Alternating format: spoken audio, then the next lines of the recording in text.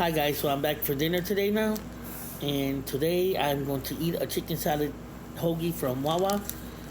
It's a classic hoagie. I'm going to show you what it looked like.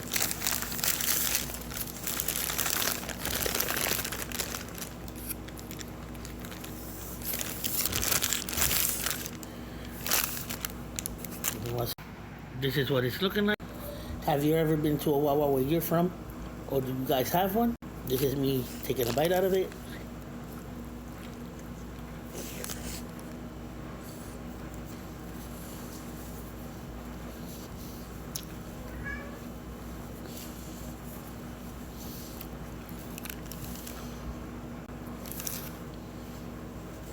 It has onions, sweet peppers, hot peppers, pickles, lettuce, and tomato, and onions, and mayonnaise. It tastes really delicious. I like my hoagies from them. That's where I buy them from. What you guys are having for dinner tonight. Hope you had a good day today. Thank you. And thank you for watching my videos. I really appreciate it.